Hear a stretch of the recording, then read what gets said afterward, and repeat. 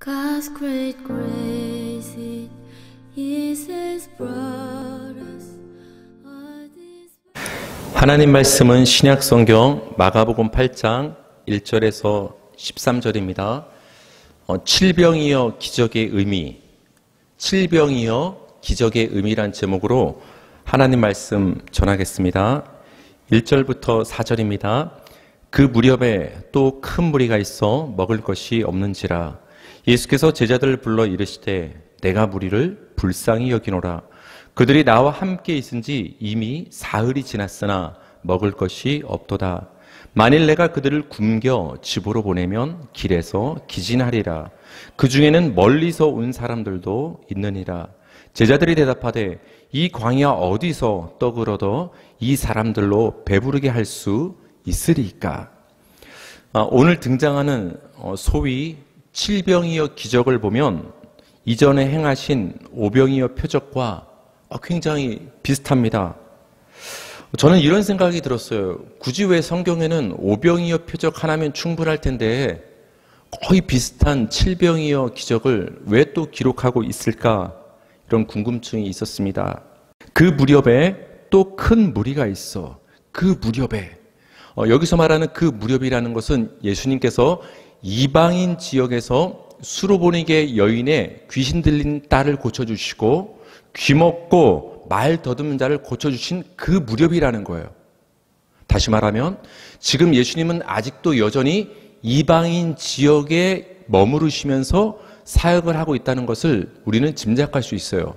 따라서 오늘 본문에 등장하는 칠병이어 기적도 이방인 지역에서 행하신 기적이라는 것을 우리는 알 수 있습니다. 그러나 여러분, 칠병이어 이 이적보다 앞서서 벌어졌던 예수님이 행하셨던 오병이어 표적은 이방인 지역이 아니라 유대 갈릴리 지역에서 유대인들을 대상으로 행하신 기적이 오병이어 표적이 되는 거예요. 그런데 비슷해 보이는 사건이나 이 칠병이어 기적은 이방인 지역에서 이방인을 대상으로 행하신 기적이라는 거예요. 그 대상에 있어서 굉장한 차이가 있다는 것입니다. 유대인들에게도 떡을 떼어서 나눠주셔서 그들을 배부르게 해주셨죠. 이방인들에게도 떡을 떼어 나눠주셔서 그들을 배부르게 하셨습니다. 이 두 가지 사건을 통해서 우리는 한 가지 중요한 사실을 깨달을 수 있는데 그것은 무엇이냐? 예수님은 유대인도 배부르게 하셨고 이방인도 배부르게 하셨다는 거예요. 예수님은 이방인도 사랑하시고 유대인도 사랑하시고 이방인과 유대인의 차별 없이 모두에게 생명을 주러 오신 분이 예수님이심을 이 이방인 지역에서 행하신 칠병이어 기적을 통해서 우리는 예수님이 어떤 분이신가, 왜 우리에게 오셨는가, 이 땅에 오셨는가를 우리는 알 수가 있습니다. 예수님께 온 큰 무리에게 먹을 것이 없었습니다. 먹을 것이 없었다는 점에서는 오병이어 표적 때도 마찬가지로 먹을 것이 없었죠. 그러나 여러분, 오병이어 표적 때는 이런 말이 나왔죠. 사람들로 하여금 저기 민가에 가서, 마을에 가서 먹을 것을 사 먹게 해라. 미로 짐작컨대 그들이 있었던 그 빈들은 민가로 갈 수 있는 거리였다라는 것을 짐작할 수가 있어요. 근데 오늘 칠병이어 기적에서 등장하는 이 광야는 민가와 아주 멀리 떨어진, 사람과 접촉할 수 없는, 그래서 음식을 사 먹을 수 없는, 그리고 또 광야이기 때문에 어떤 식물이 거의 없는 그 황무한 지역이었다라는 거예요. 그러니까 음식을 한마디로 구하는 것이 불가능한 지금 상황에 사람들이 놓여 있었던 것입니다. 오병이어 때보다 상황이 좀 더 안 좋은 것은 무리가 예수님과 이미 함께 있은 지 첫날이 아니라 사흘이 지났다라는 거예요. 굉장히 배고플 수 있는 상황에 지금 어떻게 보면 최악의 상황에 놓여 있는 것입니다. 제자들은 예수님께 이렇게 말합니다. 이 광야 어디서 떡을 구해서 이 많은 사람들을, 무리를 배부르게 할 수 있겠습니까? 우리말에는 번역에서 조금 빠졌는데 원문을 살펴보면 이런 말이 있어요. 어느 누가 여기에서 음식을 구해서 떡을 구해서 사람들을 배부르게 할 수 있습니까? 어느 누가 할 수 있습니까? 이 말은 아무도 할 수가 없다라는 거예요. 아무도 지금 누구를 배부르게 할 수 있는, 음식을 구할 수 있는 상황이 아니라고 지금 제자들은 예수님께 말을 합니다. 이 제자들의 말은 사실 맞는 말입니다. 방금 전에 말씀드렸던 것처럼 이 광야는 식물이 없는 곳이에요. 식물이 없는 곳. 민가와 멀리 떨어져서 돈을 주고 음식을 사 먹을 수도 없는 상황이에요. 가만히 있으면 굶어서 기진할 수밖에 없는 상황이라는 것입니다. 그러나 여러분, 제자들이 앞서서 여러분 오병이어 표적을 경험한 적 있지 않습니까? 아무것도 없는 빈들에서 예수님께서 하늘에 축사하시고 하나님의 능력으로 말미암아 그 많은 수만의 사람들을 떡으로 배부르게 먹으신 것을 누가 경험했던 거예요? 제자들은 이미 과거에 경험한 적이 있었던 거예요. 그걸 경험한 제자들이라면 지금 이렇게 반응해야 되는 거예요. 예수님, 지난번에 예수님이 그 유대 갈릴리 빈들에서 행하신 오병이어 표적을 우리가 다 경험하지 않았습니까? 그 예수님의 능력을 믿습니다. 다시 한번 이 이방인 지역에서도 그 능력을 행하사 이들을 불쌍히 여기사 이들을 배불리 먹여 주시옵소서. 예수님을 할 수 있습니다. 그 예수님을 우리는 믿습니다. 사실 이렇게 말해야 되는데 한번 그 예수님의 표적을 경험했는데도 불구하고 이 제자들은 아니, 이 광야에서 어느 누가 음식을 구해서 먹일 수가 있겠습니까? 이건 불가능한 일입니다. 예수님 말도 안 되는 소리 하지 마십시오. 굉장히 예수님을 불신하는 믿음이 없는 모습을 다시 한번 제자들이 보이고 있다는 것입니다. 5절에서 8절 보시겠습니다. 예수께서 물으시되 너희에게 떡 몇 개가 있느냐 이르시되 7이로소이다 하거늘 예수께서 무리를 명하여 땅에 앉게 하시고 떡 7개를 가지사 축사하시고 떼어 제자들에게 주어 나누어 주게 하시니 제자들이 무리에게 나누어 주더라. 또 작은 생선 2마리가 있는지라 이에 축복하시고 명하사 이것도 나누어 주게 하시니 배불리 먹고 남은 조각 7광주리를 거두었으며. 예수님이 제자들에게 묻습니다. 너희에게 떡이 혹시 가진 게 몇 개 있느냐? 살펴보니까 몇 개의 떡이 있었죠? 오병이어 때는 어떤 소년의 떡 5개가 있었지만 지금은 7개. 왠지 좀 상황이 더 좋은 것 같지 않습니까? 5개보다는 7개가 있으니까. 그래서 예수님은 무리를 땅에 앉게 하신 후에 축사하신 후에 그 7개의 떡을 제자들에게 주어서 나누어 주겠습니다. 사람들에게. 그리고 나서 또 생선이 있어가지고 생선 2마리를 사람들에게 나눠서 먹게 하였습니다. 여기 보면 생선 2마리라고 번역이 되었어요. 그래서 우리가 오병이어 표적과 구분하기 위해서 좀 이렇게 통일을 시키기 위해서 우리가 보통 칠병이어란 말을 많이 쓰지 않습니까? 근데 여기 우리말을 보니까 딱 2마리가 아니라 생선 2마리. 정확하지 않다라는 거예요. 여러 마리란 뜻이에요. 원래 단어는. 몇 마리인지 모르지만 생선 몇 마리가 있었다는데 이거를 그냥 2마리로 어림짐작으로 번역을 한 것 같습니다. 여하튼 예수님께서는 생선 몇 마리를 가지고 축복기도 하시고 사람들에게 나누어 주셨습니다. 예수님이 떡 7개를 가지고 축사하시고 떼어서 주셨다는 이 단어는 성찬을 떠올리는 단어가 됩니다. 그렇죠? 축사하시고 떼어 주시는 모습. 성찬과 이미지가 연결되지 않습니까? 고린도전서 11장 24절입니다. 우리 다 같이 읽겠습니다. 시작. 축사하시고 떼어 이르시되 이것은 너희를 위하는 내 몸이니 이것을 행하여 나를 기념하라 하시고. 그렇죠? 예수님께서 제자들에게 명령하십니다. 돌아가시기 전에 최후의 식사를 하시면서 이 떡과 이 음료는 바로 내 살과 피를 의미하는 것이다. 기념하라. 그 예수님의 말씀을 받들어서 지금 사도 바울이 고린도 교회를 향해서 그 성찬의 유래에 대해서 설명을 하고 있는 거예요. 축사하시고 떼어. 예수님이 축사하시고 떼면서 성찬을 거행하셨다라는 거예요. 근데 지금 예수님께서 이방인의 광야에서 그들을 먹이시기 위해서 그 7개의 떡을 가지고 어떻게 하셨죠? 축사하시고 떼어. 이 칠병이어 기적은 단순히 그들의 육적인 배고픔을 해결한 사건이 아니라 거기에는 의미가 담겨 있는데 예수님의 살을 그들에게 생명으로 나눠주시는 성찬의 의미가 담겼다는 것을 이 표현을 통해서 우리는 알 수가 있습니다. 예수님이 직접적으로 말씀하시죠. 이것은 너희를 위하는 내 몸이다. 그러니까 여러분, 우리가 다음 주에 거행하게 되는 이 성찬에 참여하는 여러분은 이 떡을 먹지만 누굴 먹는 거예요, 결국은? 예수님을 먹는 거예요. 우리 신자는 다 예수님을 먹어야 되는 거예요. 그래서 요한복음에서 예수님께서 이렇게 말씀하신 거예요. 내 살과 피를 먹는 자만 생명을 얻는다고 말씀하신 거예요. 예수님을 믿어야만, 우리가 예수님을 믿고 그 예수 안에서 하나가 되었다는 것을 증표로서 나타내는 예수님이 우리에게 주신 유일한 두 가지 예식 중에 하나가 성찬이 되는 거예요. 그래서 우리 모든 성도들은 믿음으로 성찬에 참여하게 되는 것입니다. 따라서 지금 이방인 지역에서 예수님이 7개의 떡을 가지고 축사하시고 떼어서 사람들에게 나눠주시는 모습은 자신의 살을 그들에게 나눠주시고 있는 모습이 되는 거예요. 아직은 십자가에 돌아가시지 않은 전 상황이지만 그들에게 칠병이어 이적을 통해서 떡을 나눠주시는 그 모습은 장차 예수님께서 십자가에 못 박혀 돌아가셔서 그 십자가에서 찢기신 자신의 살을 그들에게 생명으로 나눠주실 것을 미리 보여주는 사건이 바로 칠병이어 기적이 되는 것입니다. 떡을 떼어 나눠주게 하시니, 이 구절에서 우리가 주목할 표현이 있습니다.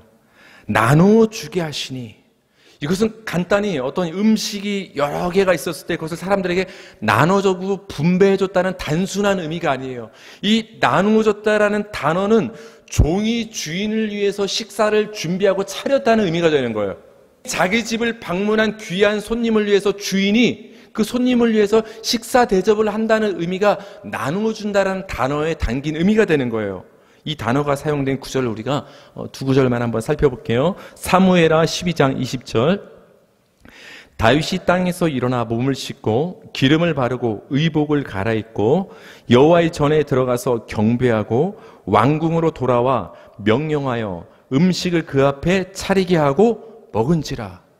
주인된 왕된 높은 신분인 이 다윗 왕이 신하들에게 종들에게 음식을 차리라고 명령을 합니다. 그때 주인된 다윗 왕의 명령을 받들어서 그 종된 자들이 주인을 위해서 음식을 차리는 이 행위가 오늘 본문에서 떡을 나누어 줬다를 할 때 쓰였던 단어와 같은 단어라는 거예요. 그 이미지를 연결시켜서 이 예수님의 행위를 우리는 볼 필요가 있다는 것입니다. 사도행전 16장 34절입니다. 그들을 데리고 자기 집에 올라가서 음식을 차려주고 그와 온 집안이 하나님을 믿음으로 크게 기뻐하니라. 간수가 구원을 받고서 너무나 기쁜 나머지 그 바울을 자기 집으로 손님으로 초대를 해서 식사 대접을 하고 온 가족이 하나님의 말씀을 듣고 구원을 받게 되는 사건이 기록된 것입니다. 근데 여기서 보니까 자기 집으로 데려가서 간수가 바울을 위해서 음식을 차려줍니다.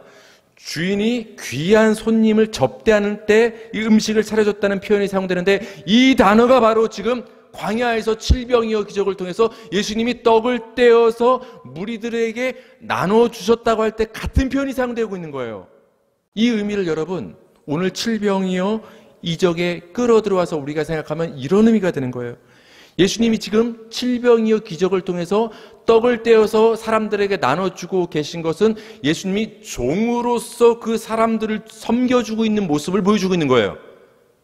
식사 대접을 지금 무리들에게 광야에서 차려주고 있는 모습이 지금 된다라는 거예요. 종으로서.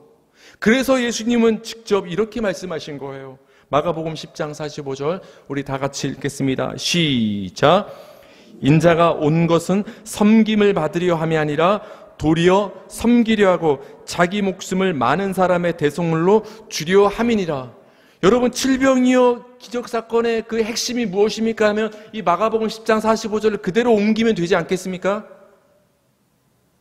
그 광야에서 7개의 떡을 축사하시고 떼어서 사람들에게 나눠주심으로 그들에게 식탁을 차려주시고 섬겨주시는 그 모습은 바로 섬기러 오신 예수님의 모습이라는 거예요.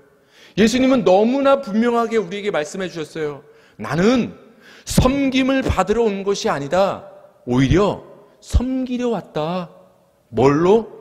내 목숨으로 십자가에서 내 살로 내 살을 떼어서 너희에게 나눠줌으로 너희에게 생명을 주시는 그 섬김을 주기 위해서 내가 이 땅에 종으로 온 것이다. 예수님이 우리에게 너무나 분명히 말씀을 해주십니다. 그런데 여러분, 우리 사람들은 어떻게 생각합니까? 내가 어떻게 하면 예수님을 섬겨야지, 내가 어떻게 하면 예수님을 잘 섬길 수 있을까? 굉장히 거기에 골몰하지 않습니까? 여러분, 헌신과 봉사와 열심이 나쁘다는 것이 아닙니다. 하지만 그 담긴 의미와 순서를 우리 항상 잘 생각해 봐야 된다는 거예요. 우리는 예수님을 믿는다고 하면서도 예수님의 섬김을 받는 데 집중하기보다는 자꾸 자기가 예수님을 섬기는 데만 집중하고 있다는 거예요. 여러분, 이 봄에 꽃 구경 많이 하셨습니까? 제가 얼마 전에 안산을 가보니까 사람들이 손에 다 뭐를 들고 있어요? 핸드폰 카메라를 들고 계속 사진을 찍고 있어요. 그 카메라를 내려놓고 정말 눈앞에 펼쳐지는 그 아름다운 광경과 그 하나님이 주신 그 만물과 자연의 그 아름다움을 정말 느끼며 바라보는 사람은 거의 없어요. 사진만 지금 다 열심히 찍고 있더라는 거예요. 정작 중요한 것은 그 자연의 바람을 느끼며 꽃냄새를 느끼며 그 아름다운 꽃을 눈에 담는 것이 정말 중요한데, 이 카메라, 핸드폰 렌즈에 담는 데만 열중하고 있더라는 거예요. 우리도 마찬가지예요. 예수님이 우리를 먹이시기 위해서, 우리에게 자신의 살을 나눠주시기 위해서, 우리에게 생명의 식탁을 차려주셔서 우리를 접대하기 위해서 이 땅에 오신 분이 예수님인데, 우리를 섬기러 오신 그 예수님의 섬김을 받는 데는 아무런 관심이 없고 너무 정신없이 우리가 예수님을 섬기는 데만 열중을 하고 있더라는 거예요. 사도행전 17장 25절을 우리 한번 다 같이 읽어볼까요? 또 무엇이 부족한 것처럼 사람의 손으로 섬김을 받으시는 것이 아니니 이는 만민에게 생명과 호흡과 만물을 친히 주시는 이심이라. 하나님은 부족해서 사람의 손으로 섬김을 받으시는 분이 아니라고 말씀하시잖아요. 하나님에게는 생명과 호흡과 만물이 충만하신 분이시기 때문에 그것이 부족한 우리 인간에게 나눠주시는 분이라는 거예요. 그러니까 우리가 하나님 앞에 나올 때는 하나님의 섬김을 받으러 나오는 거예요. 정확히 말하면 예배는 우리가 하나님을 섬기는 것이 예배가 아니라 하나님이 그 아들 예수의 십자가를 통해서 우리를 섬기는 시간이 예배가 되는 거예요. 그 예수님의 섬김을 받으시기 바랍니다. 그게 믿음이에요. 여러분, 우리 그런 말 많이 하잖아요. 어떤 사람이 나에게 호의를 베풀 때, 친절과 사랑을 베풀 때 그것을 잘 받아들이는 사람이 있어요. 어떤 비틀어서 생각하지 않고 나쁘게 생각하지 않고 감사하게 기쁘게 받아들이는 사람이 있는 반면에, 누군가 나에게 호의를 베풀고 좋은 말을 하면 저 사람이 왜 안 하던 말을 할까? 분명히 무슨 꿍꿍이가 있을 거야. 뭔가 이렇게 자꾸만 비틀어서 나쁘게 생각하는 사람들이 있단 말이에요. 왜 그래요? 받는 데 익숙하지 않기 때문에 그래요. 어떻게 보면 좀 극단적으로 얘기하면 사랑을 받아본 적이 없어가지고 그 사랑을 받는 데 익숙하지 않는 거예요. 사랑을 받아본 사람이 사랑을 할 수 있다는 말처럼 우리가 예수님으로부터 먼저 하나님으로부터 그 섬김을 받을 수 있을 때 우리가 그때 남을 섬길 수가 있는 거예요. 예수님이 나같이 자격 없고 보잘것없는 죄인을 그 십자가에서 못 박혀 죽으심으로 피 흘려 주심으로 나를 자신의 살을 찢어 주심으로 나눠 주심으로 그 식사를 차려 주심으로 나를 예수님이 섬겨 주셨구나. 그 섬겨 주셨기 때문에 내가 구원을 받고 생명을 얻었구나. 그 예수님의 섬김이 없었다면 난 영원한 멸망의 사망에 빠져 하나님의 진노를 받을 수밖에 없는 운명이었겠구나. 그 은혜를 깨닫는 자가, 그 예수님의 섬김을 받아들인 자가 비로소 나가서 같은 성도를 섬기고 이웃을 섬기고 남을 섬길 수가 있게 되는 것입니다. 여러분, 믿음으로 예수님의 섬김을 받는 데 집중하는 저와 여러분 되기를 주님의 이름으로 축원합니다.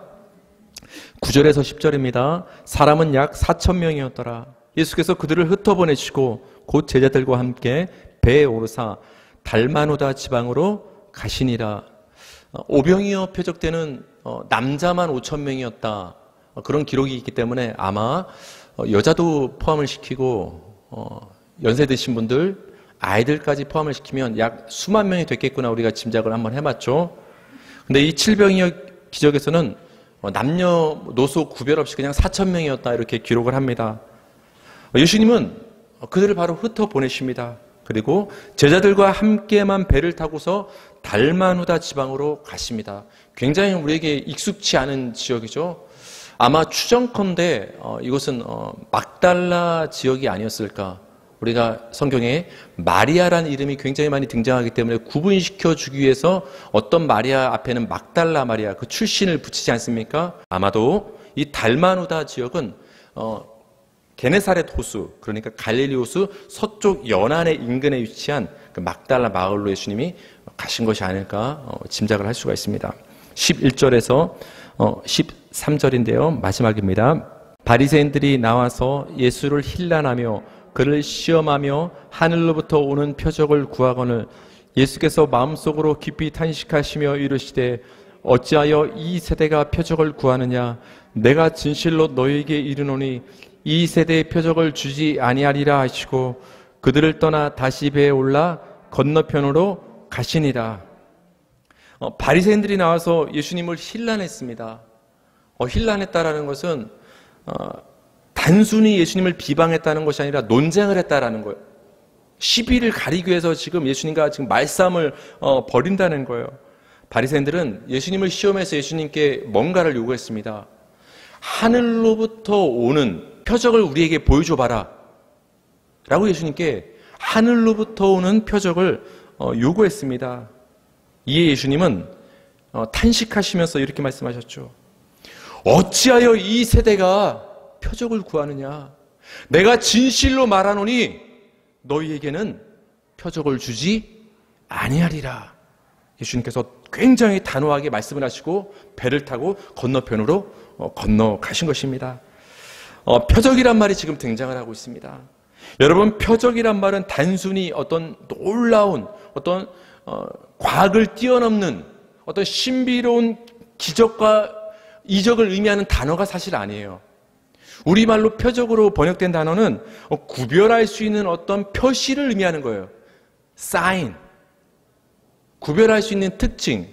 마을 주민하고 가끔 대화를 나누시는 분이 계세요. 그래서 그분과도 며칠 전에 앉아서 대화를 하다가 저한테 질문하시더라고요. 목사님, 철쭉과 진달래의 차이점이 뭔지 아십니까? 구분 짓는 표시가 뭐냐는 거예요. 차이가 있다라는 거야. 차이가 뭐죠? 그러니까 꽃과 잎사귀가 같이 올라오면은 철쭉이고 꽃이 먼저 피고 나중에 잎사귀가 올라오면 진달래라는 거예요. 그게 가장 철쭉과 진달래를 구분하는 표시가 된다라는 거예요. 그래서 제가 그걸 배웠지 않습니까? 그래서 그날 아이들 데리고 이렇게 집으로 올라가는 길에 철쭉이 쫙 있거든요. 애들을 세웠습니다. 얘들아, 이게 뭔지 아니? 철쭉이란다. 근데 너 철쭉과 진달래가 차이가 뭔지 아니? 그 구분할 수 있는 표시가 뭔지 아니? 하면서 제가 이제 그 어르신께 배운 구분할 수 있는 그 표시를 제가 이제 애들한테 아주 뿌듯해하며 알려준 기억이 납니다. 구분할 수 있는 표시, 이것을 표적이라고 하는 거예요. 그러니까 단순한 이적과 기적이 표적이 아니라 뭔가를 정체를 잘 드러내주고 실체를 잘 드러내주고 다른 것과 구분할 수 있게 해주는 그 표징과 표시를 성경에서 표적이라고 하는 거예요. 마태복음 26장 48절 한번 보겠습니다. 예수를 파는 자가 그들에게 군호를 짜 이르되 내가 입맞추는 자가 그이니 그를 잡으라 한지라. 가룟 유다가 예수님을 배신합니다. 그래서 예수님을 잡을 그 유대인들을 다 몰고서 예수님을 지금 잡으러 왔습니다. 예수님은 기도를 하고 계셨죠. 근데 그 사람들이 예수님을 한 번에 확 잡기 위해서는 누가 예수님인지 알아볼 수 있어야 되지 않습니까? 그래서 사전에 이 가룟 유다가 이 유대인들과 서로 짰습니다. 군호를 짰다고 지금 우리말로 번역이 되었는데 이 군호로 번역된 단어가 표적이에요. 여러 사람이 지금 있을 수 있는데 그 중에서 누가 예수님인지를 구분할 수 있는 표시를 알려줬다라는 거예요. 가룟 유다와 예수님을 잡으러 온 유대인 둘만 알 수 있는 그 군호, 그 표시는 뭐였냐? 가룟 유다가 가서 예수님께 이렇게 입맞춤을 하면 내가 입맞춤하는, 가룟 유다가 입맞춤하는 자가 예수다. 그럼 잡으면 된다. 이 군호를 짰다라는 거예요. 누가복음 2장 12절 한번 다 같이 읽어볼까요? 시작.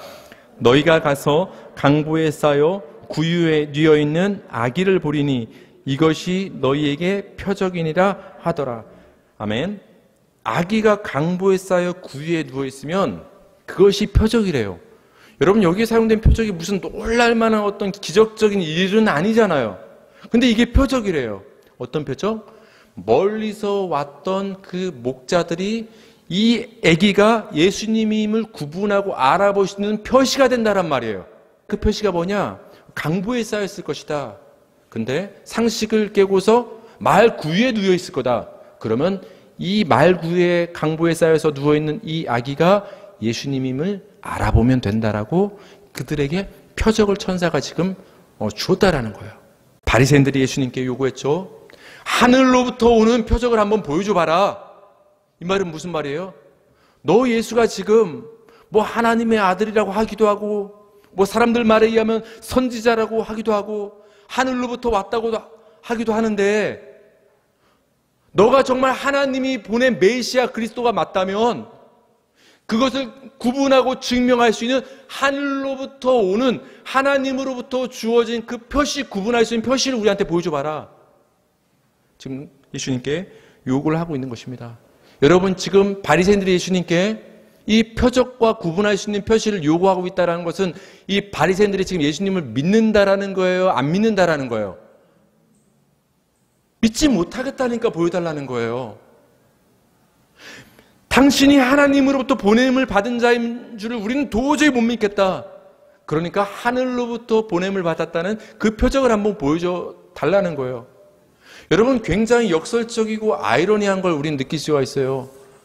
뭔가 하나님께 열성적으로 표적을 구하면 믿음이 있는 것처럼 우리는 보였는데, 아이러니하게 여러분, 하나님께 표적을 구하는 게 믿음이 없음을 드러낸다는 걸 우리는 알아야 돼요. 예수님은 표적을 구하는 바리새인들을 향해서 이 세대라는 표현을 썼습니다. 사전적으로 이 세대라는 말은 그 부모의 출생과 자녀의 출생 사이의 그 시간적인 간격을 우리는 세대라고 합니다. 그래서 1세대, 2세대, 3세대 그런 말을 쓰죠. 근데 예수님께서 표적을 요구하는 바리새인들을 향해서 이 세대가 표적을 구한다 할 때 이 세대라고 말씀하신 이 표현은 어떤 의미를 갖고 있냐? 그 당시 같은 시대를 살고 있는 사람들의 특징, 같은 특징, 같은 생각을 가지고 살아가는 그 사람들을 통칭해서 세대란 말을 쓰는 거예요. 창세기 7장 1절을 한번 보겠습니다. 다시 읽어볼까요? 시작. 여호와께서 노아에게 이르시되 너와 내 온 집은 방주로 들어가라. 이 세대에서 네가 내 앞에 의로움을 내가 보았음이니라. 아멘. 하나님께서 노아를 구분하십니다. 그래서 방주의 타개에서 구원을 하십니다. 그러면서 노아를 어디에서 건져내셨냐면 이 세대 가운데서, 노아 시대 사람들 이 세대, 그 당시 같은 시대를, 동시대를 사는 사람들의 특징과 생각이 뭐였죠? 그 마음속에 생각하는 것이 항상 악했던 사람들이 노아 당시의 세대 사람들인 거예요. 세대란 표현이 지금 쓰이고 있죠. 마가복음 8장 38절입니다.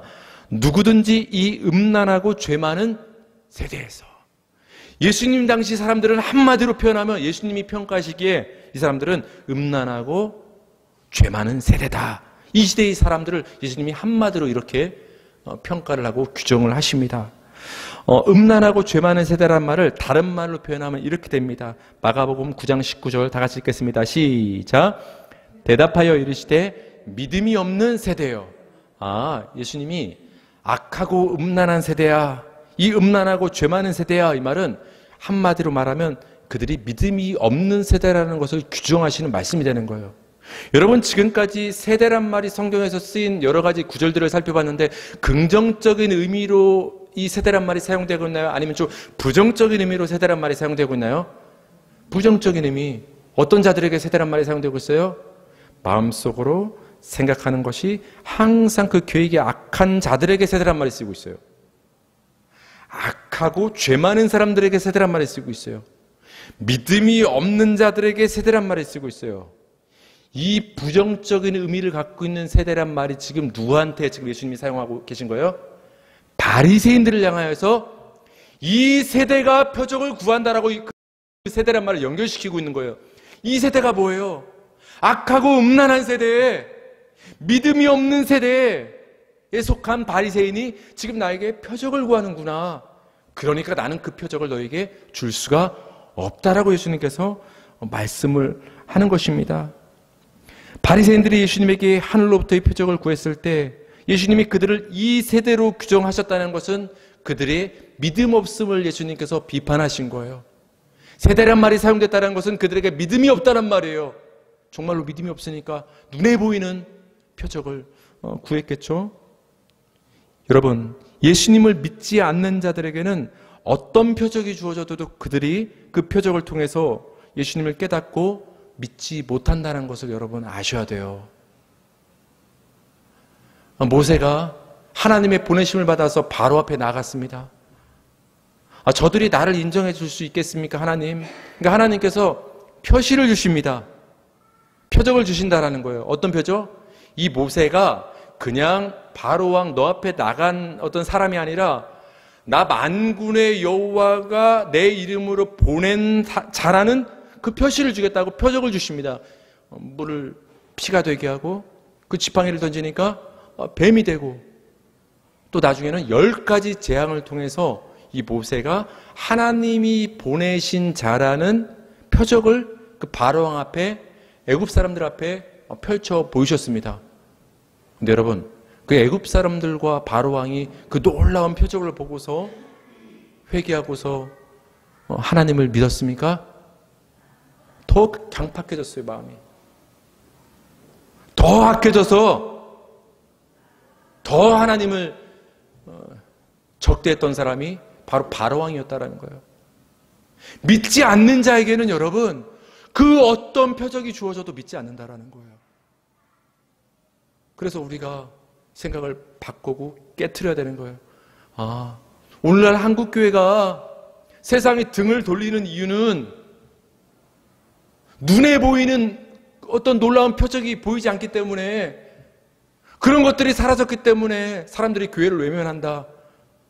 굉장히 들으면은 고개가 끄덕여집니까? 안 끄덕여집니까? 끄덕여지죠. 왜? 우리는 그런 능력이 눈에 보이게 나타내는 것이 없으니까. 그래서 교회가 눈에 보이는 표적을 보여주는 시대가 아니기 때문에 이제 사람들이 교회를 찾지 않는구나. 우리 스스로 그런 생각을 한다라는 거예요. 그러나 여러분, 그렇지 않다라는 거예요. 그렇지 않다라는 거예요. 믿지 않는 자들에게는 어떤 표적을 보여줘도 그들은 믿지 않는다라는 거예요.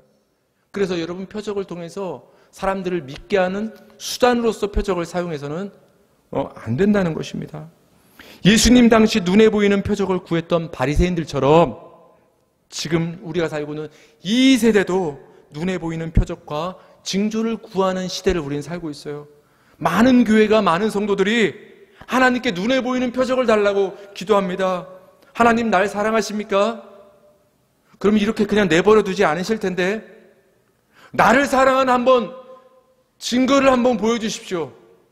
내 눈앞에 나타나면 내가 더 확실히 믿을 수 있겠습니다. 놀라운 기적을 보여주십시오.